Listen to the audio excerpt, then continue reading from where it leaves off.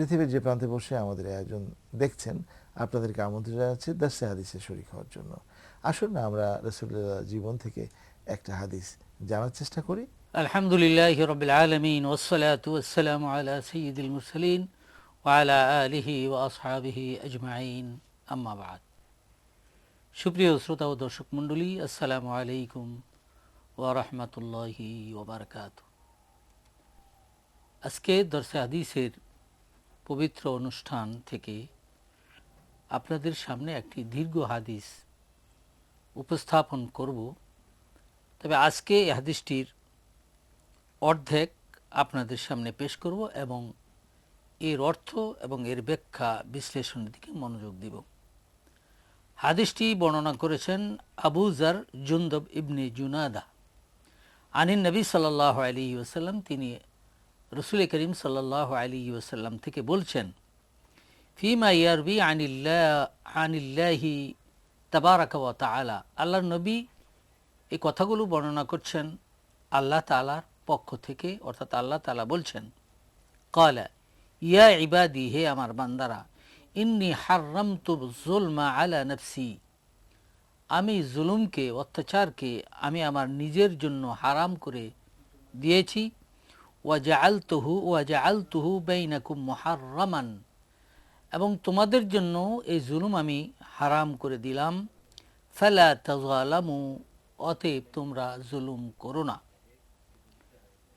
ইয়া ইবাদি, হে আমার বান্দারা, কুল্লুকুম দাল্লুন, তোমরা সবাই পথভ্রষ্ট। ইল্লা মান হাদাইতুহু, তবে ওই ব্যক্তি পথভ্রষ্ট নয় যাকে আমি হেদায়েত দান করেছি। ফাস্তাহদুনি, অতএব তোমরা আমারই কাছে হেদায়েত চাও। আহদিকুম, তাহলে আমি তোমাদেরকে হেদায়েত দেব। ইয়া ইবাদি, হে আমার বান্দারা, কুল্লুকুম জাইউন ইল্লা মান আতআমতুহু, তোমাদের প্রত্যেকেই ক্ষুধার্ত, তবে ওই ব্যক্তি নয় যে ব্যক্তিকে আমি খাদ্য দান করি। ফাস্তাতঈমুনি, অতএব তোমরা আমার কাছে খাদ্য চাও। উতঈমুকুম, তাহলে আমি তোমাদেরকে খাদ্য দান করব। ইয়া ইবাদি কুল্লুকুম আরিন, হে আমার বান্দারা, তোমরা সবাই নগ্ন। ইল্লা মান কাসাউতুহু, তবে ওই ব্যক্তি নগ্ন নয় যে ব্যক্তিকে আমি কাপড় বা পরার জন্য বস্ত্র দান করেছি। ফাস্তাকসাউনি, অতএব তোমরা আমার কাছে বস্ত্র প্রার্থনা করো।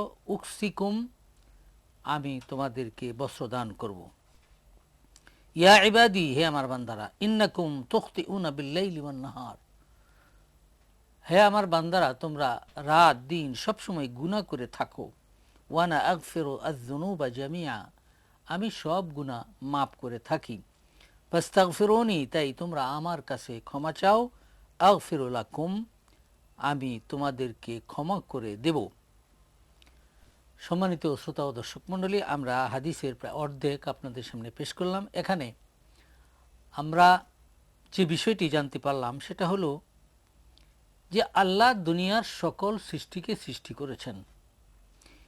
এখানে যে সম্বোধন করা হলো, আল্লাহ তাআলা সম্বোধন করলেন, এখানে মুমিন বা মুসলিম এই হিসাবে সম্বোধন করা হয়নি, বরং হে আমার বান্দারা বলে বারবার তিনি সম্বোধন করেছেন।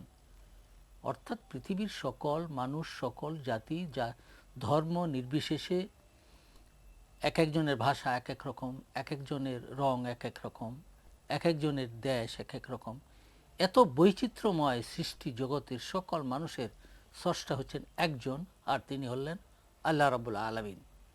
আজকের এই হাদিসের আবেদন গোটা বিশ্ব মানবতার কাছে করা হয়েছে। এর দ্বারা ইসলামের যে বিশ্বজনীন একটা রূপ, সার্বজনীন রূপ, সেই রূপটি পরিস্ফুটিত হয়ে উঠেছে। প্রথমেই আল্লাহ রাব্বুল আলামিন বলছেন, হে আমার বান্দারা, আমি আমার নিজের উপরে জুলুমকে হারাম করেছি, অতএব সেই জুলুম আমি তোমাদের উপরেও হারাম করেছি, তাই তোমরা একে অপরের প্রতি জুলুম করো না। এই জুলুম যে বিষয়টি, অর্থাৎ অত্যাচার, জুলুমের যে সংজ্ঞা সেটি হলো ওয়াদউ শাইই ফি গায়রি মাহাল্লিহি, কোনো জিনিস তার জায়গায় না রেখে অন্য জায়গায় রাখা। যেমন একটা মানুষ যদি সত্য কথাকে সত্য সত্য না বলে অন্য রকম বলে, মিথ্যা বলে, তাহলে এই সত্যকে ভিন্ন জায়গায় রাখা হলো। যেমন ওয়াদা করলে সেটা যদি খেলাপ করা হয় তাহলে সেটাকে ভিন্ন জায়গায় রাখা হলো। এ জাতীয় যত গরমিল রয়েছে, যেটা বাস্তব নয়, যেটা প্রকৃত বিষয় নয়, তার বিপরীতটাই হচ্ছে জুলুম। মানুষের প্রতি ন্যায় নীতি অবলম্বন করা, মানুষের প্রতি ভালো ব্যবহার করা, ভালো আচরণ করা, এটাই হলো তার মূল কামনার বিষয়। কিন্তু যখন মানুষ এর বিপরীত করে, মানুষের প্রতি ভালো আচরণ করে না, তার প্রতি অত্যাচার করে, জুলুম করে, এটাই জুলুম হিসাবে বিবেচিত। তাই আল্লাহ তাআলা বলছেন, আমি আমার জন্য জুলুমকে হারাম করেছি। এতে বোঝা যায় আল্লাহ তাআলা পৃথিবীর কোনো মানুষের প্রতি জুলুম করবেন না, দুনিয়াতেও নয়, আখিরাতেও নয়। এর দ্বারা সমস্ত মানবতার প্রতি আবেদন হচ্ছে, কেউ যেন কারো প্রতি জুলুম না করে। সে হতে পারে বিধর্মী, হতে পারে সে অন্য ধর্ম অবলম্বী, মুসলিম অমুসলিমকে জুলুম করবে না, অমুসলিম মুসলিমের উপরে জুলুম করবে না, মুসলিম মুসলিমের উপর করবে না। একজন খ্রিস্টান ধর্মাবলম্বী, সে খ্রিস্টান ধর্মাবলম্বীর উপরে জুলুম করবে না। জুলুমটা আল্লাহ তাআলা সম্পূর্ণরূপে নিষেধ করেছেন এবং হারাম করে দিয়েছেন।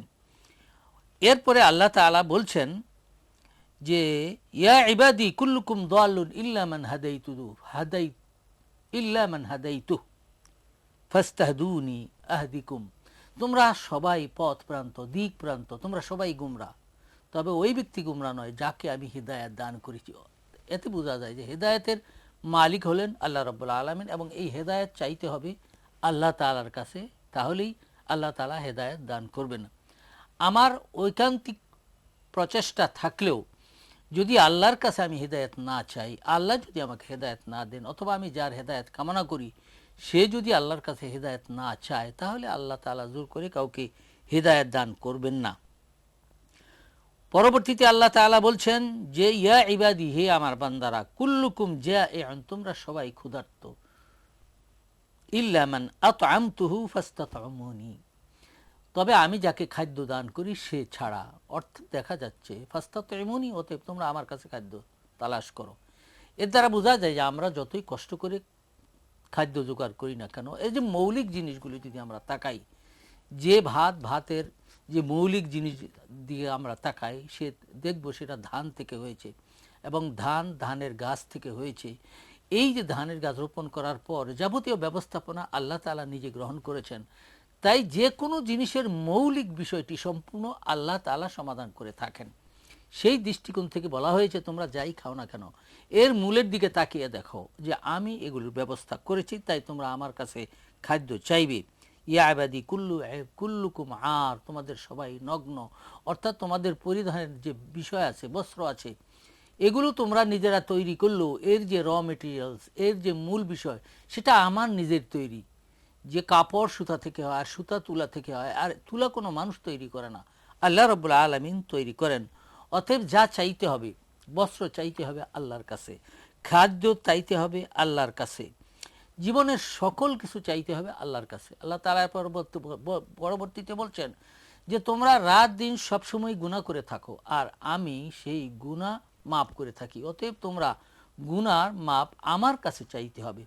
দুনিয়ার কোনো ব্যক্তি, কোনো পীর, কোনো বুজুর্গ, কোনো দরগা বা কোনো দরবেশ কখনো গুনাহ মাফ করার অধিকার রাখে না। গুনাহ মাপের একমাত্র অধিকার রাখেন মহান আল্লাহ রাব্বুল আলামিন। অতএব আমাদের উচিত যে আমরা যেন সর্বদাই যখনই গুনাহ হয়ে যাক, রাত দিন যখনই হোক, তখনই আমরা আল্লাহর কাছে গুনাহ চাইব, কোনো ব্যক্তির কাছে গুনাহ নয়, কোনো পীর ফকির দরবেশ বা মাজার দরগার কাছে গুনাহ আমরা মাপ চাইব না, বরং একমাত্র আল্লাহ তাআলার কাছে মাপ চাইব, ক্ষমা চাইব। আল্লাহ রাব্বুল আলামিন আমাদেরকে এই হাদিস থেকে শিক্ষা গ্রহণ করে নিজেদের জীবনকে পরিচালিত করার তৌফিক দান করুন।